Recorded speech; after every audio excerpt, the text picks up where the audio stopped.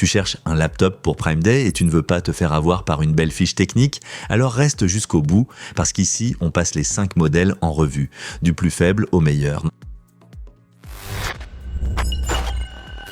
À la dernière place, on a ce HP en 17 pouces. Et je vais être franc avec vous, c'est le genre de laptop qui attire d'abord par sa taille, mais qui montre assez vite au quotidien pourquoi il finit tout en bas du classement. Le grand écran, c'est forcément agréable si tu lis beaucoup de textes, si tu travailles dans le navigateur ou si tu veux simplement une image plus grande. Et il y a aussi un SSD.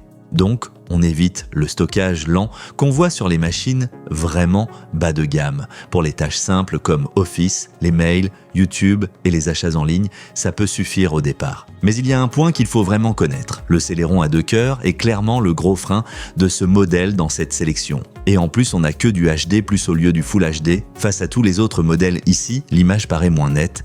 Et dès qu'on ouvre plusieurs programmes, la machine atteint plus vite ses limites. Si tu fais vraiment uniquement le strict minimum et que tu veux surtout un grand écran, ça peut te convenir. Pour tout le reste, je te conseillerais plutôt de regarder la suite, parce que dès le modèle suivant, on a quelque chose de plus cohérent à plusieurs niveaux. Les liens vers tous les produits du test au meilleur prix sont dans la description sous la vidéo. À la 4e place, on retrouve le Lenovo CR15. Sur le papier, il paraît déjà plus équilibré que le HP et au quotidien, ça se sent assez vite. Ça reste une machine abordable, mais avec quelques choix nettement plus intelligents. Le Full HD est déjà un vrai avantage ici. Et avec 16 Go de RAM et 512 Go de SSD, on est sur quelque chose de franchement pratique dans cette gamme. Si tu gardes beaucoup d'onglets ouverts, que tu bosses avec Word et le navigateur en même temps, ou que tu ne veux pas te retrouver trop vite à court d'espace, ce modèle est bien plus confortable que le HP. Mais il ne faut pas non plus se raconter d'histoire. Le Celeron N5100 est un peu plus utilisable, oui, mais ça reste un processeur d'entrée de gamme. Et l'écran TN est clairement en dessous des dalles IPS qu'on retrouve plus haut dans le classement. En clair, les angles de vision et la qualité d'image ne sont pas au niveau des meilleurs modèles ici. Pour de la bureautique simple, c'est correct, surtout si tu veux le plus de RAM et de SSD possible pour un petit budget. Mais si tu cherches quelque chose de plus agréable et plus sérieux dans l'ensemble, le modèle suivant devient nettement plus intéressant. Et si ce comparatif t'aide jusqu'ici, pense à mettre un like et à t'abonner à la chaîne. Là, on voit tout de suite la différence. Le ThinkPad prend la 3e place et c'est typiquement le genre de machine qui ne gagne pas avec le style, mais avec le fond. D'après mon expérience, ce type de modèle professionnel est souvent plus intéressant que des laptops neufs trop bas de gamme.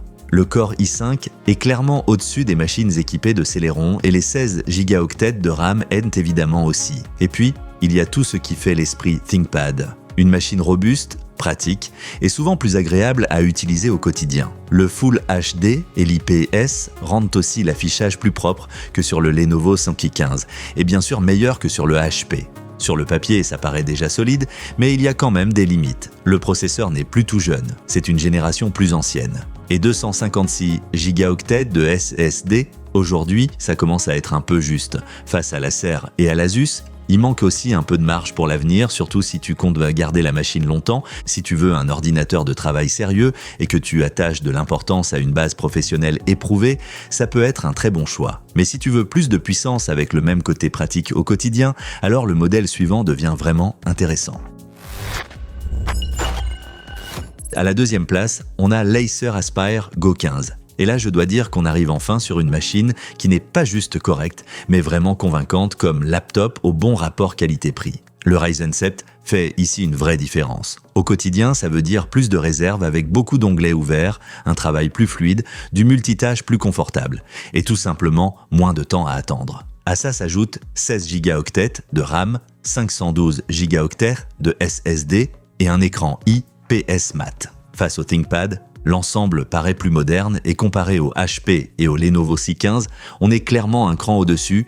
Il y a quand même quelques points à connaître, pas de clavier rétroéclairé, c'est dommage. Il manque aussi un lecteur de cartes et la webcam est assez basique. Ce n'est pas rédhibitoire, mais si tu travailles souvent en mobilité ou que tu fais beaucoup de visioconférences, ça se remarque davantage malgré la bonne puissance du processeur. Si tu cherches un laptop bien armé pour les études, la bureautique et le quotidien, cet Acer est vraiment une très bonne option. Mais si tu veux le package le plus complet, avec un format d'écran plus moderne, alors on passe au numéro 1. À la première place, on retrouve l'Asus VivoBook. Et pour moi, ce qui compte surtout ici, c'est qu'il ne se contente pas d'être bon en performance. C'est aussi le modèle le plus cohérent dans son ensemble. Et c'est exactement pour ça qu'il prend la première place dans cette sélection.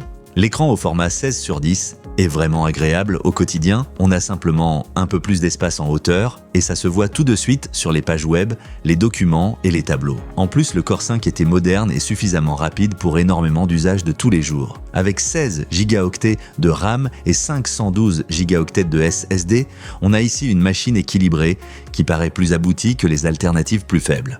Mais là aussi, il faut rester honnête, ce n'est pas parfait. La partie graphique reste intégrée, donc ce n'est pas une machine faite pour du vrai gaming ou du travail créatif lourd. Et l'écran, même s'il est clairement bon pour un usage quotidien, n'est pas automatiquement le meilleur choix pour un travail professionnel très exigeant sur les couleurs. Il faut simplement le savoir. Si tu veux un laptop, Prime D moderne et équilibré et agréable à utiliser, c'est pour moi le meilleur choix de cette liste. Il est assez puissant, confortable au quotidien et c'est celui qui demande le moins de compromis au final. Va jeter un œil à la description de la vidéo, tu y trouveras directement les meilleurs modèles de ce comparatif. Et si ce genre de classement honnête sur les laptops t'aide, pense à mettre un like et à t'abonner à la chaîne.